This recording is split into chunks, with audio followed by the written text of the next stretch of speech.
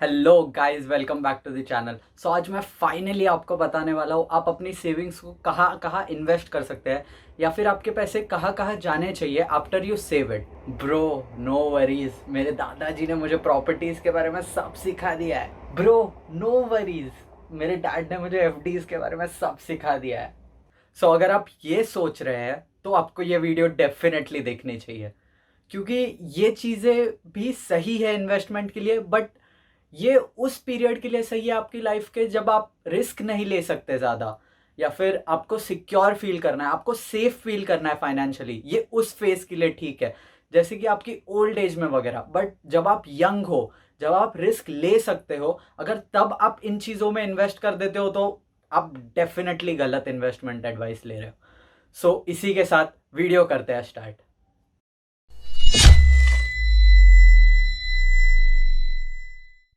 So first चीज जो बहुत लोगों को शायद इन्वेस्टमेंट नहीं भी लगती, बट ये एक्चुअली सबसे बड़ी इन्वेस्टमेंट है, वो है एक हेल्थ इंश्योरेंस खरीदना अपने लिए, अपनी फैमिली के लिए, जो भी हो। बट एक हेल्थ इंश्योरेंस खरीदना बहुत ज़रूरी है। अब मे बी फॉर एग्जाम्पल, अगर आप पूरे साल में 2 to 3 lakhs तक सेव कर लेते हो, बट अगर आपको इन केस पूरे ईयर में एक बार भी अगर कोई एलिमेंट हो जाए जिसके लिए आपको हॉस्पिटलाइज होना पड़े, तो उसका खर्चा एटलीस्ट 1 लाख होता है।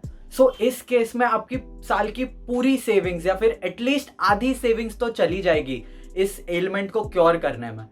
सो इस चीज से बचने के लिए आपको 5 to 6 thousand सिर्फ ईयरली पे करने होंगे अपने हेल्थ इंश्योरेंस के लिए, जिससे आप 2 to 4 lakhs तक अपने इंश्योर्ड रहोगे पूरे साल के लिए। सो मेरे हिसाब से ये सबसे बड़ी इन्वेस्टमेंट है। सो सेकेंड चीज जिसमें आप इन्वेस्ट कर सकते हैं वो है एक इमरजेंसी फंड बनाना। अब अगर किसी ने इमरजेंसी फंड के बारे में सुना हुआ है तो आपको पता होगा, कुछ लोग ये सोचते हैं कि इमरजेंसी फंड कोई बैंक का अकाउंट है जहां बैंक वाले हमारा पैसा लेते हैं और हमें सिर्फ इमरजेंसी के लिए देते हैं। सो अगर आप ये सोचते हैं तो मैं आपको बता दूं, ऐसी कोई चीज़ नहीं है। बैंक में ऐसा कोई अकाउंट नहीं है जिसे हम इमरजेंसी फंड कहते हैं। इमरजेंसी फंड यानी कि आप सेविंग्स करते हैं और उसमें से कुछ पार्ट इमरजेंसी फंड में डालते हैं, जो कि ऑब्वियसली आप सिर्फ इमरजेंसीज के लिए यूज करते हैं। और इमरजेंसीज किसी के लिए बर्थडे गिफ्ट खरीदना या फिर अपनी महंगी कार खरीदना, इतनी सेविंग्स अगर आपकी हो तो। बट या ये कोई इमरजेंसी नहीं है। इमरजेंसीज कुछ भी हो सकती है। हेल्थ इमरजेंसीज, आपकी कहीं कार खराब हो गई और आपके पास पैसे नहीं है, फिर आप इस इमरजेंसी फंड में से यूज कर सकते हो। तो अब इमरजेंसी फंड किसी भी फॉर्म में हो सकता है। मे बी सेविंग्स अकाउंट के फॉर्म में हो सकता है या फिर कैश के फॉर्म में हो सकता है। आपने कैश के फॉर्म में सेव किया और उसे एज एन इमरजेंसी फंड आपने कहीं रख दिया और उसे आप सिर्फ अपने इमरजेंसीज के लिए यूज करते हो। मैं ये आपको बार बार बता रहा हूँ कि उसे आप सिर्फ अपने इमरजेंसीज के लिए यूज कर सकते हो। सो इमरजेंसी फंड में कितने पैसे सेव्ड अप होने चाहिए आपके? सो आपकी 3 to 4 months की सैलरी के इक्विवेलेंट पैसे आपके इमरजेंसी फंड में एटलीस्ट सेव्ड अप होने चाहिए। ये क्यों है? क्योंकि अगर फ्यूचर में आप कोई ऐसी जॉब कर रहे हो जो आपको पसंद नहीं है, जिसे आप एंजॉय नहीं करते, और आप उसे छोड़ के नई जॉब ढूंढना चाहते हो, या फिर कोरोना वायरस जैसी कोई सिचुएशन आ गई और लॉकडाउन हो गया जिसमें आपकी जॉब चली गई या फिर आपका बिजनेस बंद है, तो आपको एटलीस्ट 4 to 5 months लगेंगे उस सिचुएशन से बाहर आने या फिर नई जॉब मिलने। आपको एटलीस्ट 4 to 5 months लगेंगे। सो उस पीरियड में आप इन सेविंग्स पे या फिर इस इमरजेंसी फंड पे सर्वाइव कर सकते हो बहुत ही ज़्यादा ईजीली। और हाँ, इसके आगे मैं सारी इन्वेस्टमेंट्स को 3 चीज़ों से कंपेयर करने वाला हूँ उनकी। वो है उनके रिस्क के ऊपर, उनके रिटर्न्स के ऊपर, और तीसरी चीज़ है उनके लिक्विडिटी के ऊपर, या फिर हम कह सकते हैं एक्सेसिबिलिटी के ऊपर। आप कितनी जल्दी उस पैसे को लेके यूज़ कर सकते हो किसी भी चीज़ के लिए, जिस चीज़ के लिए आपने उसे सेव किया है।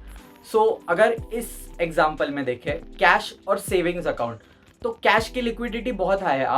आपको पता है आपकी कैश कहाँ है, आप इजीली उसे एक्सेस कर सकते हो और कैश लेके आप यूज कर सकते हो अपनी इमरजेंसी के लिए। सो लिक्विडिटी कैश की हाई है।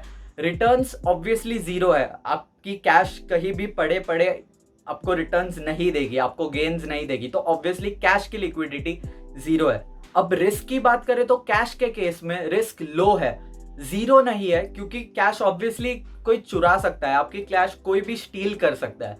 सो जीरो ऑब्वियसली नहीं है बट लो है। अब हम आते हैं सेविंग्स अकाउंट पे। तो सेविंग्स अकाउंट में रिटर्न्स लो है, ऑब्वियसली आपको सेविंग्स अकाउंट में बहुत हाई रिटर्न्स नहीं देखने मिलते, लो रिटर्न्स है। लिक्विडिटी सेविंग्स अकाउंट की हाई है क्योंकि आप कभी भी कार्ड स्वाइप करके या फिर व्हाटएवर मींस से आप उस पैसे को निकाल सकते हो और यूज कर सकते हो इमरजेंसीज के लिए। सो तीसरी चीज पे आते हैं जो कि है रिस्क। अब सेविंग्स अकाउंट में ऑब्वियसली जीरो रिस्क है क्योंकि वो बैंक के पास आपके पैसे सेफ है और आप जब भी कार्ड स्वाइप करोगे या फिर किसी भी मीन से उस पैसे को आप इजीली निकाल सकते हो। सो रिस्क इस केस में जीरो है, इस केस में जीरो है। अब हम आएंगे अपने थर्ड ऑप्शन पे जो कि है फिक्स्ड डिपॉजिट या फिर रिकरिंग डिपॉजिट्स।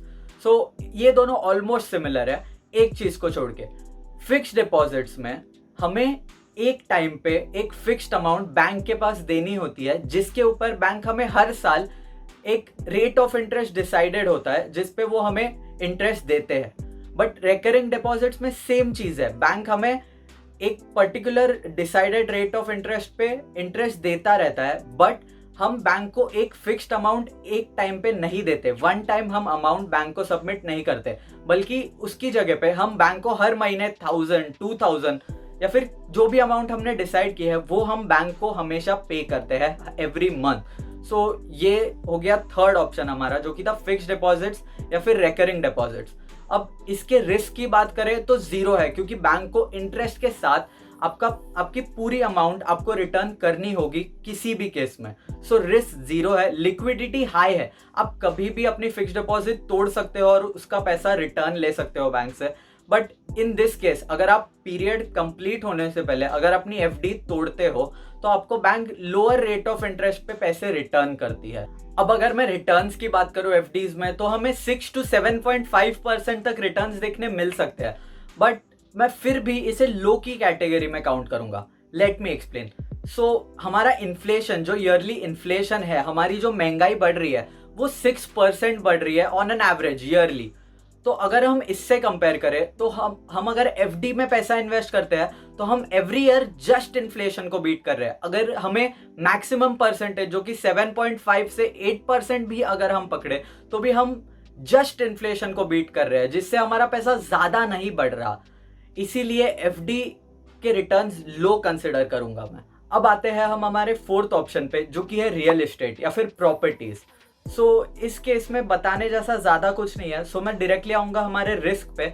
सो इस केस में रिस्क हमारा मीडियम है क्योंकि फॉर एग्जांपल अगर आप बहुत दूर दूर गांव में कहीं एक जमीन लेके रखते हो इस सोच से कि आप फ्यूचर में इस जमीन को बहुत हाई रेट पे बेचोगे, बट वो सिर्फ तब पॉसिबल है जब वहां कोई सिविलाइजेशन मूव हो जाए, वहां बहुत ज्यादा लोग रहने जाए।